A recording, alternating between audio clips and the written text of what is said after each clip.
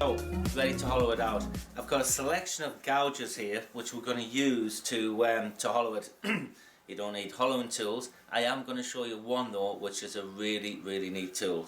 And this is not a sales pitch. I'm really impressed with the tool, you'll see. So, first of all, I'm going to use a small ball gouge to start to hollow it out from the middle. The reason I'm using a small one is it's going to take a smaller cut with a lot less resistance. There's a couple of old knots around there where branches grew out. That's end grain, that's going to be really difficult to cut. So that's why I'm using a small tool. Smaller cut, and with this, normally I wouldn't start hollowing from the middle, but I want to get, there's no weight in it there. There's nothing there. It's solid here. I want to get some of that weight out there to balance it up. So I'm going to start cutting from the middle and get rid of some of that first. It's going to kick. This is really dense and hard, and especially with those knots there. So then I may have to move to a bigger gouge. Wing gouge, it could be an English grind, long grind, whatever. And that's because the deeper I go in, it's going to be hard to get the tool rest in there. I need more integrity. And then I may use this one, I'll use this one, which is a much shorter bevel, just to get around the bottom. Okay, and again, that's just a grind. It's just an angle on a bowl gouge to get around a certain curve. Nothing special about it. Just people call them bottom bowl gouges, whatever. Yes, they will. They'll cut around the bottom. There's nothing that special. It's just a grind. The other tool I want to show you is this tool here. It's the Mike Jakovsky hollowing tool. Now this will cut. It'll cut wet wood, dry wood, end grain or long grain. It's got a beautiful small cutter. It's a nanocrystalline carbide cutter which is sharpened with a diamond, and I believe he gets them off Mike Hunter. Excellent steel. You'll be amazed at how this works. I've got it on a nice long handle so I can get up under my arm, and again I'm using a small cutter. There was a scraper tip to this. I just want to show you how this would be useful to cut around that area where gouge would maybe beat you to death. So I'll make some cuts with a gouge. Again, I'm just going to take smaller cuts. It's easier to take smaller cuts than big ones and get your muscle memory kicked in. So, let's switch this on. In fact, I'm going to put that down over here. Get out the way. Get these tools out of the way. We'll come back to them later. Okay, so we're going to switch it on. Tool rest a little low. Now on this, you've seen me move the tool rest before without switching the lathe off. On this one, I'm going to switch the lathe off. I know when I should and shouldn't. You should always do it actually, but I know this wasn't the right place. I don't want to risk smashing that. It's a gorgeous piece of wood. Why risk it? Take your time. Small gouge.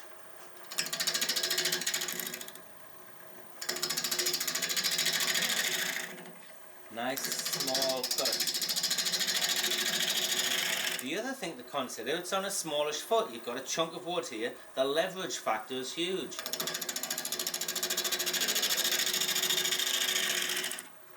Put that light on there. See if you can see that.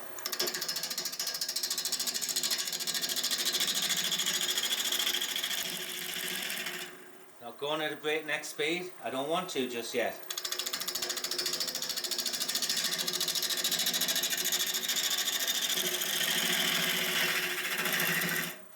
Take this to the middle.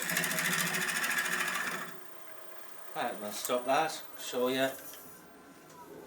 That bevel was parallel to the cut that I was making. I'm cutting there, missing, cutting again. It's going to kick a little bit. Hold on to the tool.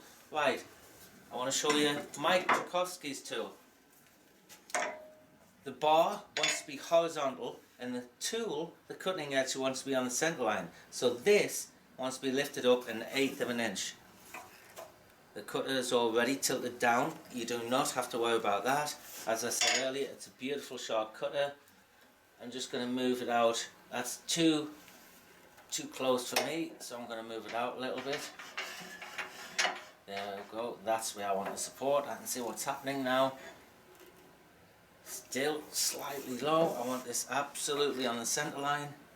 To there. Watch how this cuts. Wonderful. Just keep the bar. Don't have it up like that. Don't point it up. Just cut. Get the bar horizontal. I'm holding the tool, pressing down with these fingers. Very, very, very little resistance.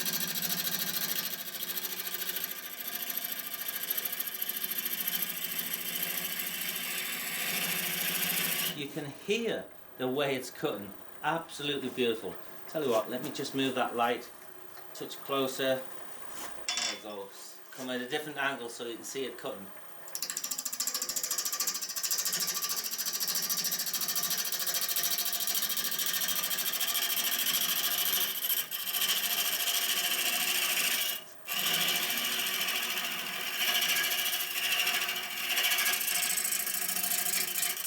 Right, I don't want to take too much from the middle out just yet. Let me stop that, show you. Yeah, and it's a really, really clean cut on this dense wood as well. So I'm just going to continue on with this. Why beat myself up? I could use a gouge. I've got a lovely tool to do this. Just watch me for a few minutes. Take out this section here. I will go back to a gouge. This will not give me the finish I want. Because I'm trying to cut a flat surface with a little radius. It's very, very difficult to get a flat surface, so I will go back to a gouge, but this is wonderful for taking the middle out.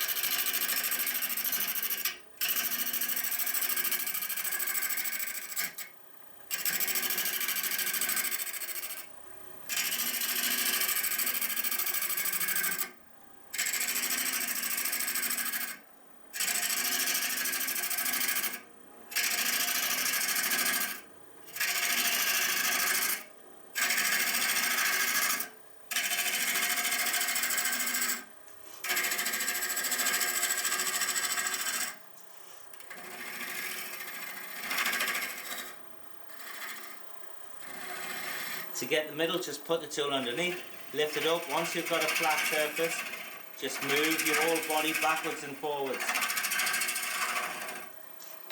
Take some more of this out before I stop it.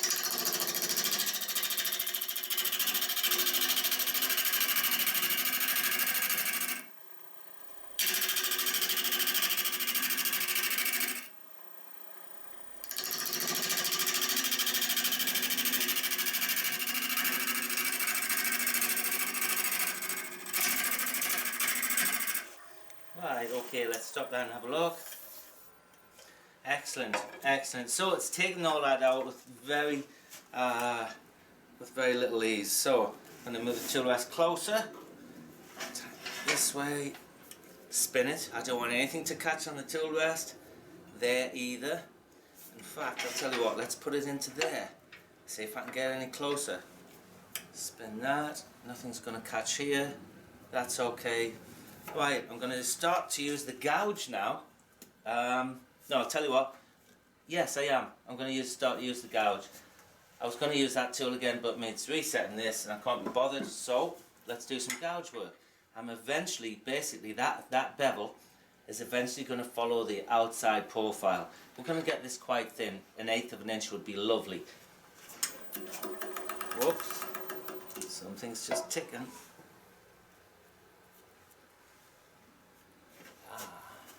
Just that little bit there.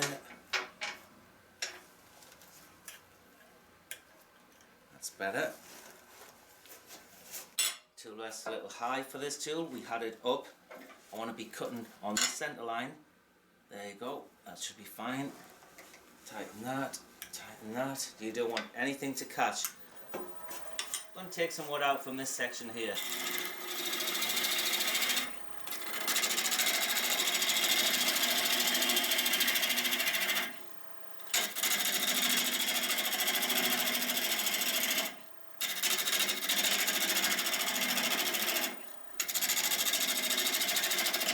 Still using a small gouge.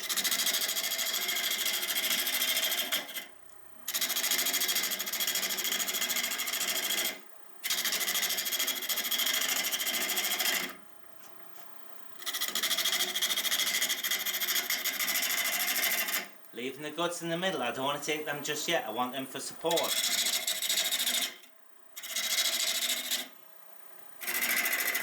Watch the wings of the gouge, don't catch anywhere.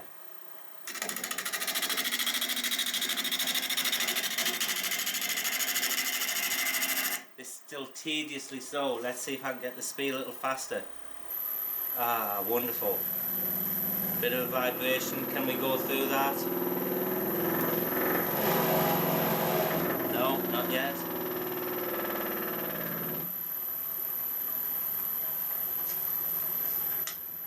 Starting to make the cuts now to get the wall thickness. The bevel is parallel to the outside profile.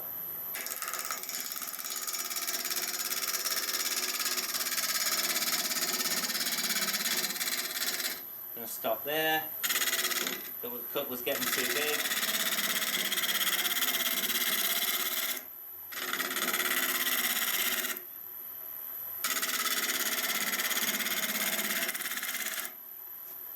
Stop that. We're going to take it down a touch at a time. I'm going to sharpen the tool as well. Okay, getting there into the heart, past the sapwood. Let me sharpen the tool and we'll come back and get this first section to the correct thickness, then we'll just follow it on. That's going to look really nice. It's going to drop right down in those areas. It's going to be a great natural edge.